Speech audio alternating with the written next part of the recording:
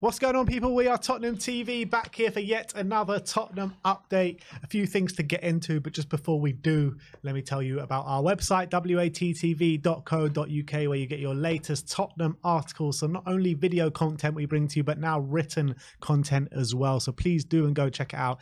The link is in the description below. But let's get straight into the update, and let's talk about Eric Dier. As Bild are reporting that Eric Dier is a reported target for Bayern Munich ahead of the January transfer window opening pretty soon, to be honest. But can you see any legs to this? I mean, there was rumours about it at the back end of the last transfer window.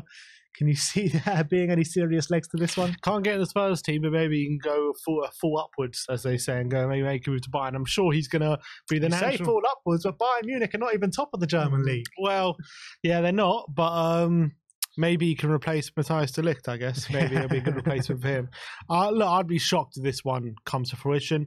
If he goes, I don't see him getting much more playing time there as he is here. But then again, why would they want him if it's not to play? But I just don't understand why they would be interested in him. It doesn't make sense to me. Do you see him maybe performing better in the German league than he does in the Premier League?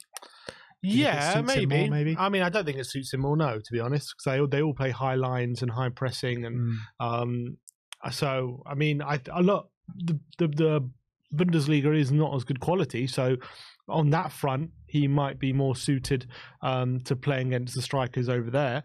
I don't think the style of football is more suited to Eric Dier, in my opinion, but maybe Bayern just want, because I'm looking at their centre backs, they've got De Ligt, Upamecano and Kim Min-jae. Maybe they're just thinking a bit more of an experienced head, someone who's got international and Premier League and Champions League experience.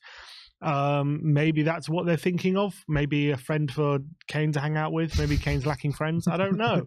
I can't really think of a better reason than that. Well, in the summer, we heard that this was under the instruction of Harry Kane, that he was bigging up Eric Dier to the scouting department or the hierarchy at Bayern Munich. Maybe that has something to do with it. But in terms of Eric Dier, he was obviously kicking his heels in a little bit in the summer. Digging his heels in the summer when we were trying to sell him, thinking maybe he can get back into the team. But now we are 9 games into the season. He hasn't featured for 1 minute, even in a cup game.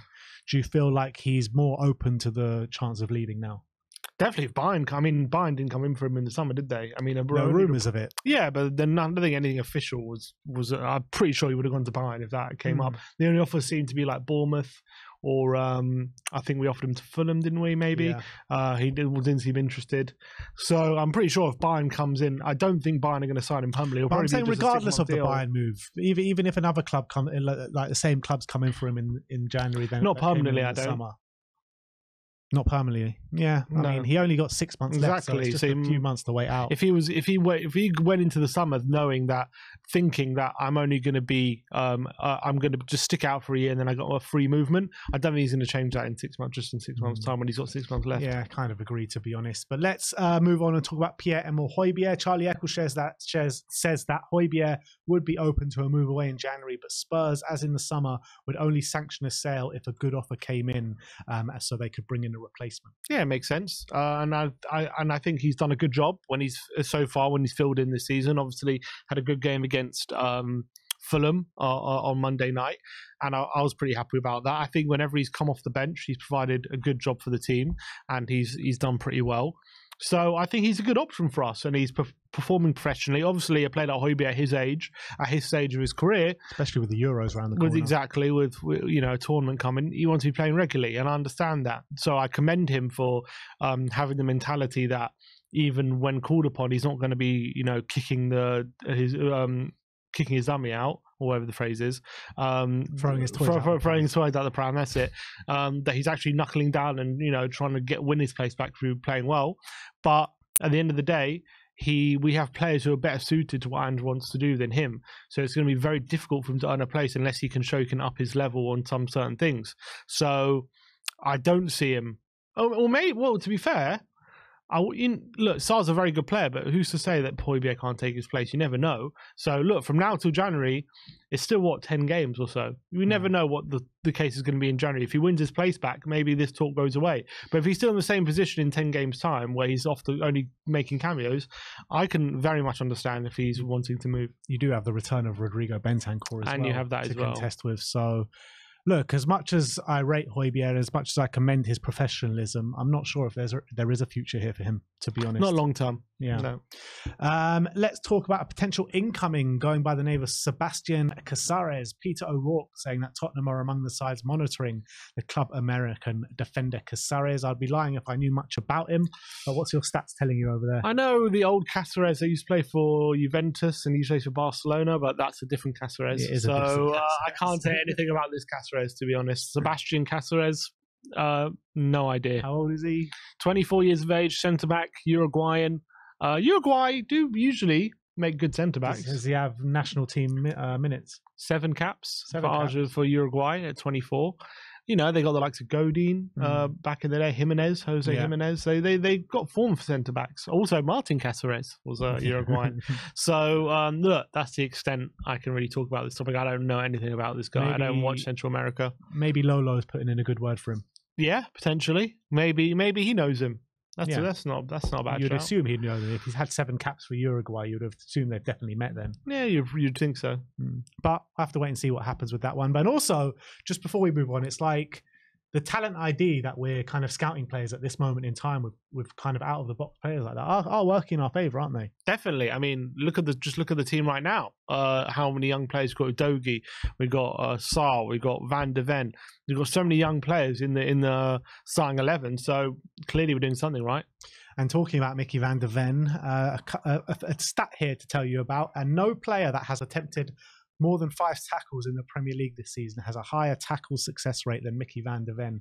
That's 16 tackles attempted, 15 tackles made, 1-time dribble pass, and 0 fouls from tackle attempts. That's 93.8 tackle success rate for Mickey van der Ven. And for your first 9 games in the Premier League, to acclimatise that quickly and not to get overawed by things where some defender, like just take for example Pau Torres' first game in the Premier League, like how much of a disaster that was, and how we've seen kind of different players come into the Premier League and, you know, struggle at first but then get to grips with things as things move on, or maybe not even get to grips with things. But how much credit do you give Mickey van der Ven for stepping in the way he has? Massive, considering he's 22, and that position is a very high-pressured position, especially not in the Premier League, not only just in the Premier League, especially the way we play. Tottenham put a lot of pressure on their centre-backs to defend high, maybe defend in spaces where before they played in the system they weren't comfortable with, in spaces where they might have to send some field, they might have to step into the wide areas, and then, you know, they have a lot of ground to cover, they might not have support, they might have to do a lot of one-on-one duels. That's how our centre-backs are treated, basically. And for him to come in that situation as a 22-year-old, start his first game within a few days of signing, not even have the training, and put in the level of performance that he has, not only just the level of performance, but the calmness, the composure that he's shown so far. I feel like the best is yet to come still for Van der Ven, even though he's still playing so well. I feel like he's, how much better can he get? I feel like with the qualities, can he get? He could get better. I really believe that. I think he could get even better, like on the ball, like even more confidence, striding into midfield and stuff like that.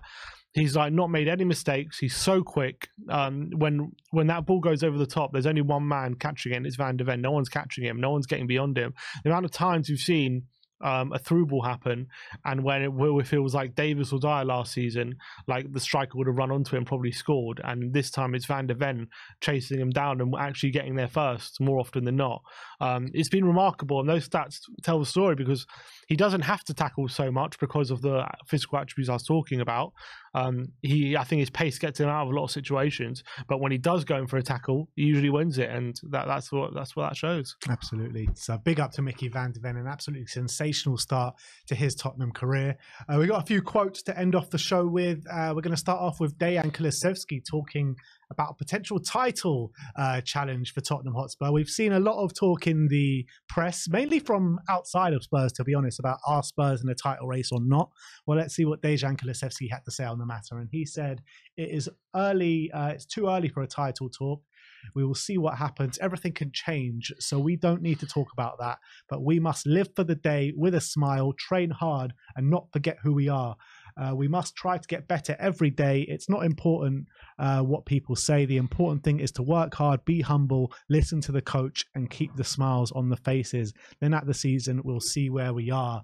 Very similar. He's pretty much speaking the manager's language there, isn't he? Yeah, I think that's right at this stage. You can't get too ahead of yourselves. I understand it could potentially look. It may be in a few months' time we could be talking about a special season for Tottenham. You never know, and maybe we're talking about a season where everything's clicked and we've got no European football and it's all kind of coming together. But right now it's too early to talk like that. I think we're 9 games in, we're doing exceptionally well. But I think Kulusevski is right to just downplay any kind of talk of challenging for a title just yet. I think we got to concentrate on achieving our aims we set at the start of the season, and then later in the season, if it looks like potentially we could do something special, then you look at it. But if you start talking about the title now, all of a sudden, if we're out of the title race in a month's time, it looks like a failure. You know what I mean? And that shouldn't be the case. At the moment, what we're doing is remarkable. What Ange's done is remarkable, and that should be celebrated in its own right without any talk of, if we get top 4 place or something, or Champions League, that already would be an amazing achievement considering how competitive the Premier League is and what a mess we were for the last few years. So I think if that reality is good enough, we don't have to talk about things which look at this moment probably a bit unrealistic. Is it hard for Spurs fans not to dream when we are sitting top of the league after 9 games? You can dream. I'm not saying don't dream, but don't expect. Fair enough. Fair enough. And last but not least, we've got a quote from Heung-min Son talking about his role in the team. And he says, "My job as a striker is really easy, but I'm happy to play in any position. If the gaffer wants me to play at fullback, then I'll play at fullback. I will do anything for this team." And that is just encapsulates the man that is Heung-min Son, isn't it? So selfless. He would even play fullback in an FA Cup semi-final. He would. He would. Hopefully next time we won't give away a penalty. Yeah, let's hope that. And look, that's the mentality we love from Heung-min Son. That's why he's so loved by the fan base and by his teammates and by the club and the manager. Everyone loves him because of his mentality and that sense of responsibility he always feels. And obviously he's doing fantastic this season in his new role in the number 9, and long may it continue. And I'm loving every second of it.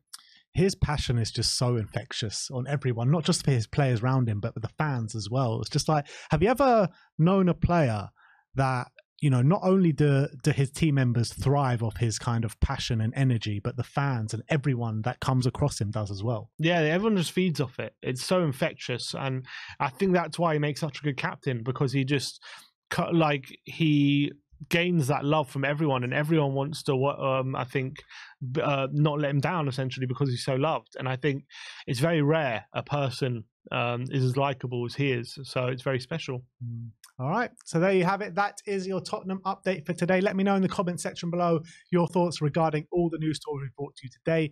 Do click that link, WeAreTottenhamTV.co.uk, which is in the description below, and check out our brand new website with all the latest articles and tidbits surrounding Tottenham Hotspur.